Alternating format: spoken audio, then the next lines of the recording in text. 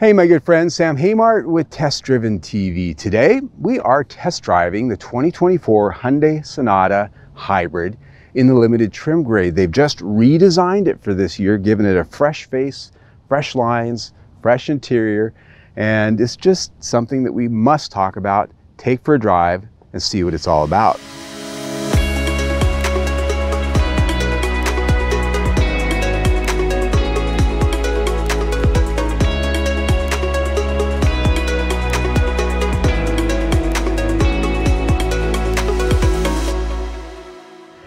All right, my friends, let's talk about the vehicle we have before us today. I have just spent the week with the 2024 Hyundai Sonata Hybrid in the limited trim grade.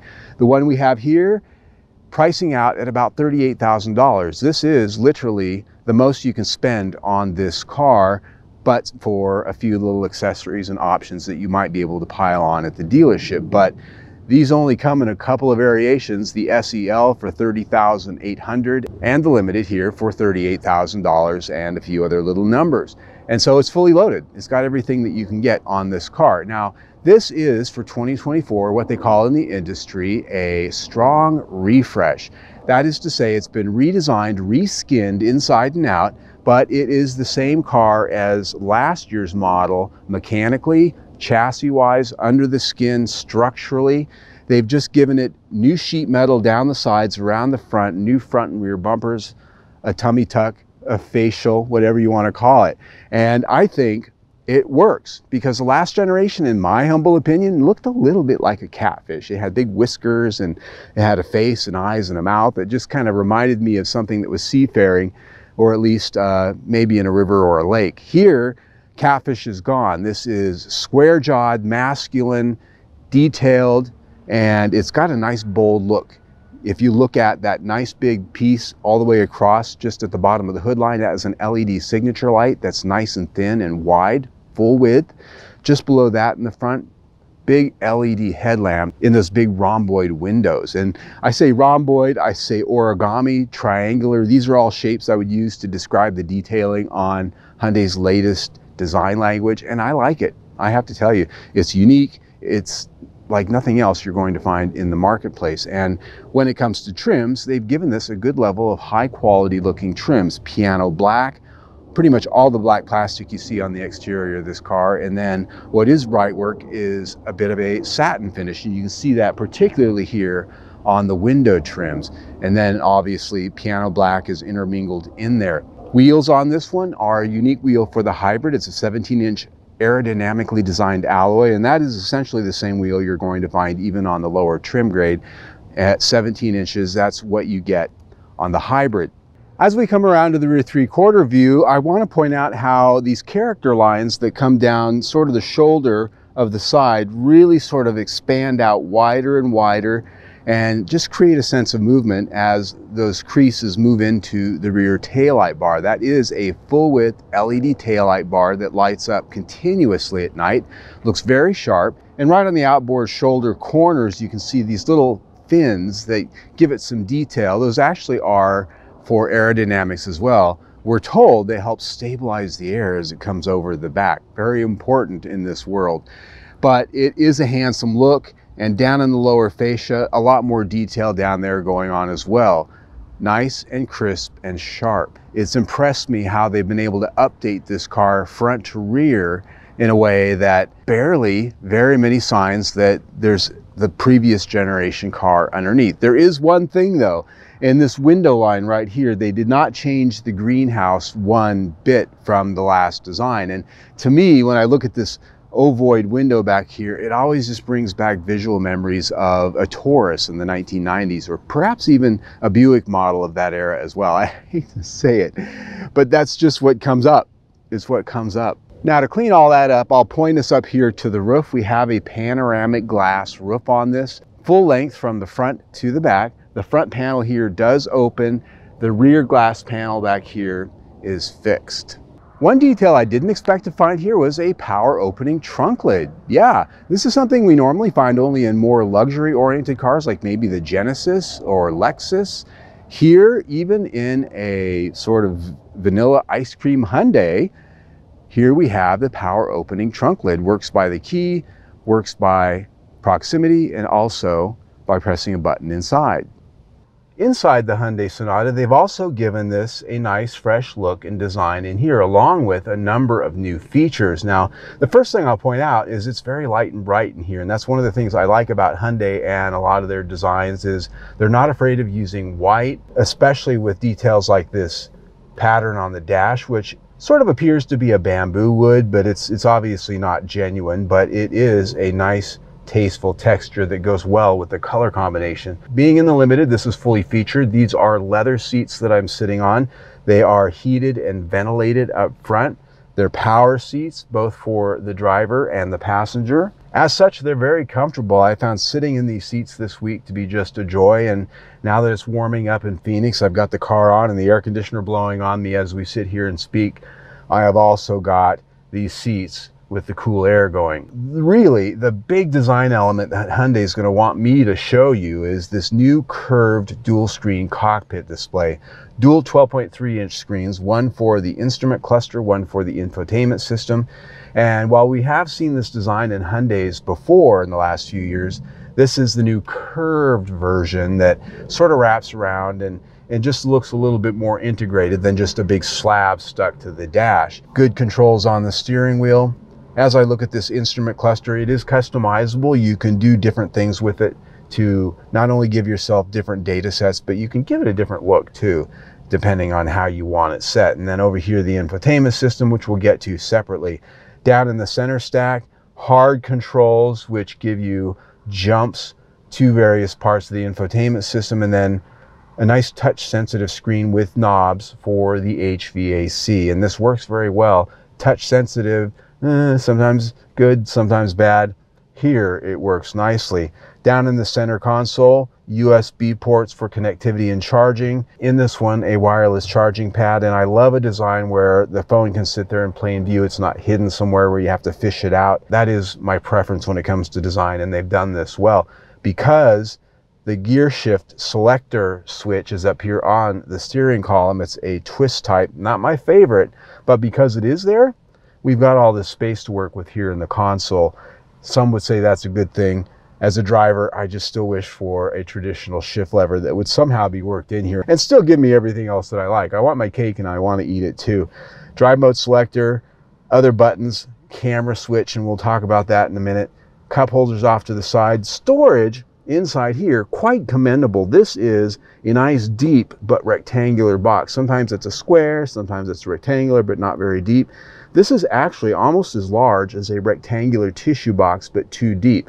So you could put 1.5 square tissue boxes, or you could put 2 rectangular boxes if you kind of cut the corner, but it's a nice storage area. The one thing missing here, however, are some additional power ports inside. The ones up front are the only ones, and I'll also note they're only USB-C. They don't have the traditional USB connectors here anywhere in this car. Sign of the times, I get it, but I went to charge my camera this week and oh, I can't. I need to get my other cord. So just a little thing. Up above me, as we talked about outside, a nice panoramic roof, and it opens almost all the way back into the rear seat. It does have an opaque cover that you can close if you don't want the sun beating in on you. And this front window here does slide open and give you some true open air. I love that. The rear seat of the Sonata, as you can see, is a really roomy place, and with the light that we have up here, with the coloring that we have in here, it's actually quite a nice light and airy feel as well, thanks to our color combination. Now, as I'm sitting here, these seats are set for my height, about 5'8", with my tennis shoes on. I've got about 5 to 6 inches of knee room ahead of me, so really big people could be sitting in that front seat with the seats back, and I probably would not be negatively impacted that much. I am sitting down low because we are in a sedan, not an SUV, so I'm kind of down. Even though this does have the hybrid battery under this rear seat, it's still a pretty low seating position. It's mostly comfortable. This is a seat that's not flat, it's not too hard, but because my knees are perched up a little bit, I don't necessarily feel like I'm held in it. But could I sit back here for a couple hours on a drive? Yes, if we were pulling over, letting me out to take a walk every now and then. Luckily, a nice level of amenities back here on the back of the center console. Nice vents blowing on me right now. It looks kind of gray and cloudy outside, but it's hot here today. And down below are some power ports. Just like up front, USB-C. In the center here, a nice size armrest, cup holders built in. Over here, this is a nice little bonus. This has window shades at the rear. Something that Hyundai loves to give us, something like that power trunk we typically only expect to find in luxury cars, but here in the Hyundai Sonata, some nice features like that to keep everybody comfortable. The trunk space in this is pretty commendable. The fact that we're a hybrid is not necessarily impacting our trunk space. These seats do fold down in a 60-40 split to give you access for larger, longer items. Underneath the floor, you will not find a spare tire. Here we have an emergency inflator kit instead, part of the packaging we often find with hybrid cars. This is an interior that I really do like. I love the design of it. I love sort of the Zen, sort of semi-Asian flavor that's going on here, particularly with the light colored bamboo wood pattern that's on the dash. That really struck me as something unique, and that really set the tone for my appreciation of this interior. I like the lighter colors. I will point out that you can get darker colors in the Sonata if you choose, but as presented to me, this is not only easy on the eyes, but it's comfortable, and with the new cockpit design, it's modern and it's fully feature packed. Now, is it perfect? No. This gear selector, for instance, is one of the things that's just not my favorite detail in this car. Getting used to it, there were a few times I had to double check to make sure I was in drive and not reverse, and so I'm not doing the senior citizen thing into the front of the gas station convenience store. I wanted to make sure because it wasn't immediately intuitive for you to know. It doesn't go up and down like a lever, it twists, and you have to get used to it and come to know it before you can really be confident and safe with it. The other thing is it's partially hidden by the steering wheel here, quite honestly, and so you have to sort of make sure your wheels cock the right way to be able to see what gear that it's indicating. That's really the major detail of this interior that I've just not been a favorite of here in a lot of the Hyundais of late. So this interior gets 4.5 out of 5 stars. The infotainment system here is the latest, greatest from Hyundai, and it features just about everything that you can get in the marketplace today. It has full screen navigation, voice activation for virtually everything. It has satellite radio. It has Bluetooth connectivity, wireless Android Auto, wireless Apple CarPlay, and that's not something that Hyundai's always had in their top models previously, so they have developed this and really brought in all of the features that we expect today. The audio system in here is the top of the line Bose, which sounds absolutely great.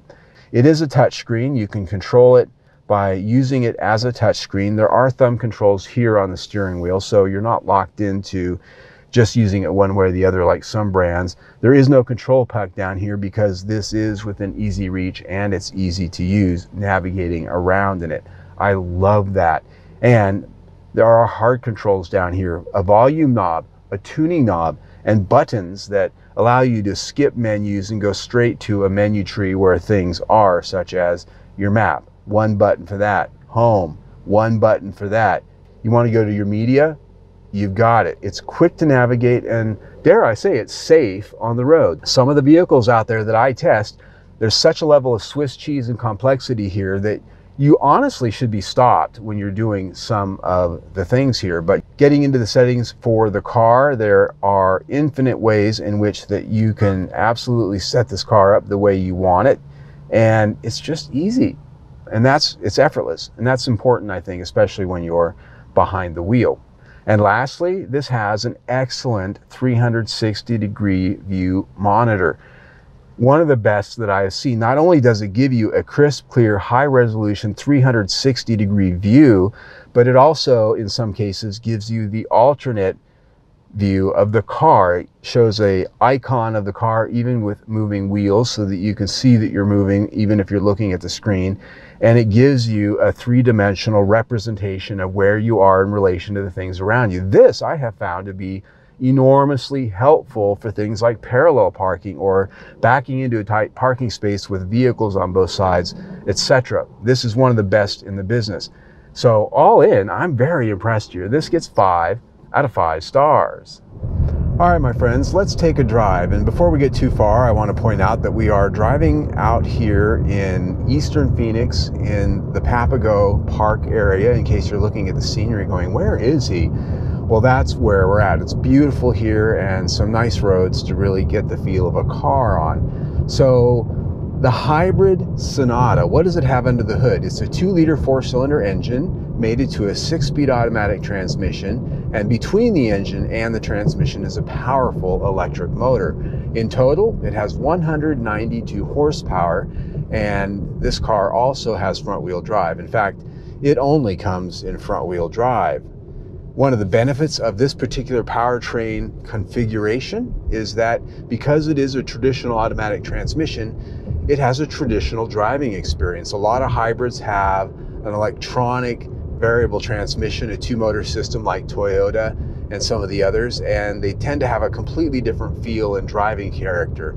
And this car, unless somebody told you it was a hybrid or you're really determined that, wow, that gas engine's off and I'm going, you wouldn't necessarily know it's a hybrid. And so its operation, how it works, very seamless, it's very refined, and I have just simply found that this is a car that is not only predictable to drive, but feels pretty natural in everyday driving.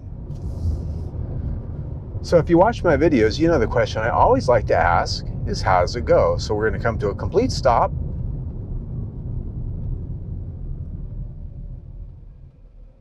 And go.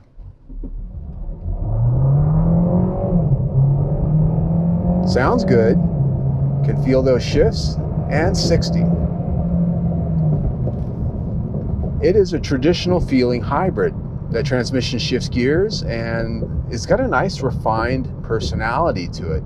Power, not the most in the business. I think if you get into one of the new Camry hybrids, you're going to find that it feels a little bit more urgent when you step on the gas, but this has plenty of power to make it fun. And with the sound and the personality of this drivetrain, it certainly is no slouch. I just love the fact that you can shift gears with these paddle shifters. You can have a little bit of fun with it on the back road, not only because of the powertrain, but this chassis. But it's just a powertrain that feels natural. It doesn't feel like you're driving a science experiment. Now, fuel economy, that's where the name of the game is for a hybrid. This is rated at 44 city, 51 highway, and 47 combined. That is the one area where I wasn't as impressed with this as I have been with other hybrid sedans. In my week with it, I got about 42. Now, in fairness, the air conditioner has been on. It has mostly been city driving, but a lot of the hybrids out there, because of their configuration in the powertrain, actually get higher MPG in the city than they do on the highway. This one's the other way around. This one actually gets quite commendable MPG out on the highway. Overall, this is a powertrain I'm very impressed with from the standpoint of driving character and refinement, but when you put it up against the competition in horsepower and efficiency, it falls a little bit short. This powertrain gets 4 out of 5 stars. The ride, drive, and handling experience here in the Hyundai Sonata is one that I have always found to be of a pretty good level of refinement. We have a McPherson strut front suspension and a multi-link rear suspension. And the overall tuning of this chassis is one that is generally a little bit on the soft side, meaning that this is tuned for a boulevard ride. It does have a good set of tires for a hybrid. Usually they have low rolling resistance tires, but they have enough grip that you can throw it around a curve. You can make that left turn at a stoplight. You can drive this around every day and not feel like you're pushing it past the edge of its adhesion levels. It's quiet.